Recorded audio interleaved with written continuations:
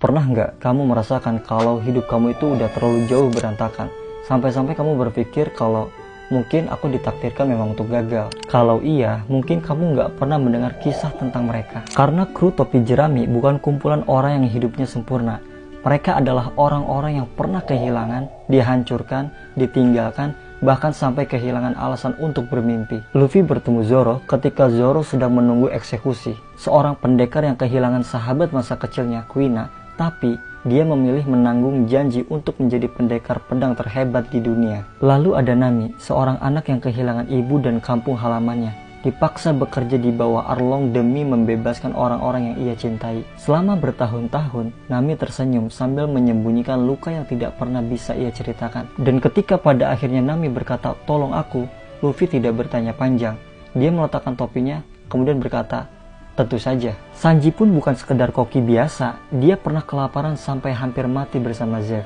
Dari sana dia belajar satu hal, tidak boleh ada orang yang merasakan kelaparan seperti yang pernah mereka rasakan. Usopp, seorang pembohong yang terus bercerita tentang keberanian. Karena sebenarnya dia itu takut, tapi justru orang yang paling takut bisa menjadi sangat berani ketika memilih untuk tetap berdiri.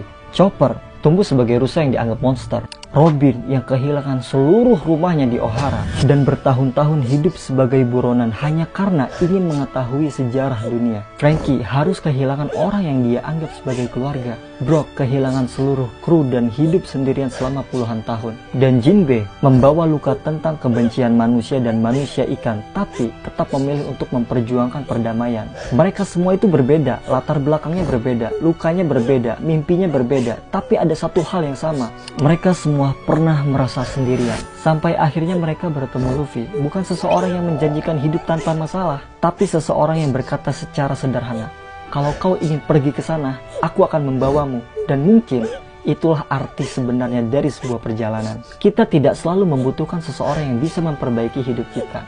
Kadang kita hanya membutuhkan seseorang yang membuat kita percaya bahwa hidup ini masih layak untuk diperjuangkan. Jadi kalau hari ini mimpimu terasa mati atau kamu sedang berjalan tanpa tahu harus kemana, ingat kru topi jerami. Ada Zoro yang berjalan dengan luka, Nami yang berjalan dengan kehilangan, Sanji yang berjalan dengan masa lalunya, Robin yang berjalan dengan kesepian, Usopp yang berjalan bersama ketakutannya, Chopper yang berjalan bersama rasa tidak diterima. Mereka tidak menunggu sampai hidup menjadi sempurna untuk berlayar. Mereka berlayar sambil membawa semua luka itu. Mungkin yang kamu butuhkan hanyalah satu langkah kecil menuju mimpi yang pernah kamu tinggalkan. Mimpi bukan tentang seberapa jauh kita sudah berjalan, tapi tentang apakah kita masih mau berlayar.